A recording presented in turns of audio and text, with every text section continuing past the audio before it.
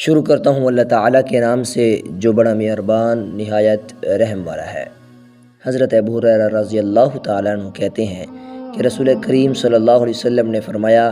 ہلاک ہو وہ شخص جو دینار کا غلام ہو، درہم کا غلام ہو اور چادر کا غلام ہو، یعنی اس شخص کے لیے آخرت میں ہلاکت و تباہی مقدر ہے جس نے مال و دولت کے حصول کو اپنا مقصد زندگی بنا لیا ہو، دنیاوی عیش و تمول کو معبود جبار کی رضا و خوشنودی پر ترجیح دیتا ہے اور طلب مال و حصول زر کی راہ میں ناجائز و حرام سیل و ذرائع اختیار کرنے سے باز نہ رہتا ہو، اور پھر جو کچھ کماتا ہو اس کو از راہ بخل جمع کر دیتا ہو کہ نہ اس مال کے حقوق کو ادا کرتا ہو، نہ اللہ کی راہ میں اور اللہ کی خوشنودی کے لیے اس کو خرچ کرتا ہو، اور اس کے ساتھ ہی اپنی شان و شوکت اور بڑائی جتانے کے لیے لباس فاخزہ زیب تن کرتا ہو اور ناروا عطور پر زیب و زینت میں مبتلا ہو۔ اور ایسے شخص کی علامت یہ ہے کہ جب اس کو مال و دولت اور لباس فاخزہ ملے تو خوش اور راضی ہو، اور اگر نہ ملے تو ناراض و ناخوش ہو، گویا اس کی طبیعت کا میلان ہمیشہ لوگوں کے مال و زر کی طرف رہتا ہو اور ہر وقت اس میں حرص میں مبتلا رہتا ہے کہ فلاں شخص سے فلاں چیز حاصل ہو جائے، چنانچہ اگر لوگ اس کی حرص و تمنا کو پورا کرتے ہیں تو وہ ان سے خوش رہتا ہے، اور اگر ان کی طرف سے اس کی اس حرص و طمع کی تکمیل نہیں ہوتی تو ان سے ناخوش اور ناراض ہو جاتا ہے۔ اور یہ بھی ممکن ہے کہ اسے دینے یا نہ دینے کا تعلق اللہ تعالیٰ سے ہو، یعنی اگر اللہ تعالیٰ اس کی خواہش کے مطابق اس کو مال و دولت اور سامان تعیش عطا کرتا ہے تو وہ اس سے خوش ہو جاتا ہے، اور اگر اللہ تعالیٰ اس کی خواہش و حرص کو پورا نہیں کرتا تو وہ اللہ تعالیٰ کی تئیں اپنی ناراضگی ظاہر کرتا ہے۔ ایسے شخص کی اس مذموم خصلت کی وجہ سے گویا حضور صلی اللہ علیہ وسلم نے مقرر بد دعا فرمائی کہ ہلاک ہو ایسا شخص اور ذلیل و سرنگو ہو، اور دیکھو جب اس شخص کے پاؤں میں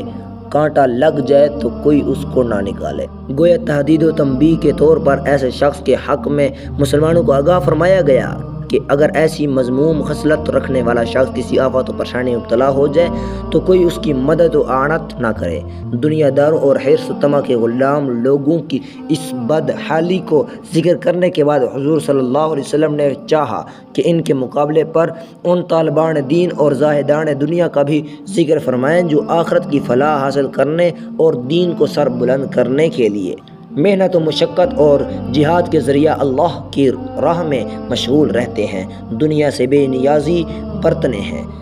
ظاہری زینت و آرائش سے دور رہتے ہیں اور اہل دنیا کے طور طریقوں سے اپنے کو الگ رکھتے ہیں، اور اس وجہ زہر پرستوں کی نظر میں نہایت کمتر و حقیر معلوم ہوتے ہیں۔ چنانچہ آپ صلی اللہ علیہ وسلم نے فرمایا، سعادت و خوش بختی ہے اس بندے کے لیے جو اللہ کی راہ میں جہاد کرنے کے لیے اپنے گھوڑے کی باگ پکڑے کھڑا ہے، اس کے سر کے بال پر گندا اور قدم غبار آلودہ ہے، اگر اس کو لشکر کی اگلی صفوں کے آگے نگہبانی پر مامور کیا جاتا ہے تو پوری طرح نگہبانی کرتا ہے کہ کسی بھی وقت اپنی ذمہ داری کا انجام دہی سے نہ غافل رہتا ہے اور نہ سوتا ہے، بلکہ ہر وقت پوری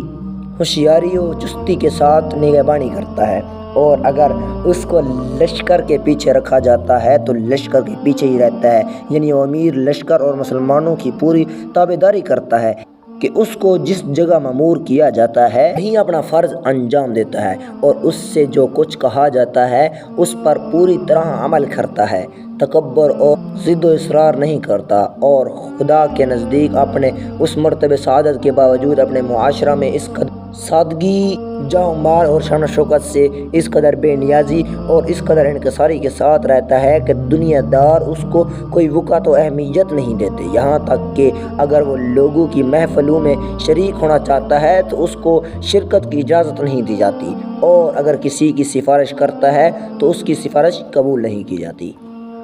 دوستو، اللہ تعالی ہمیں ان احادیث مبارکہ پر عمل کرنے اور اپنی زندگیوں کو سنوارنے کی توفیق عطا فرمائے۔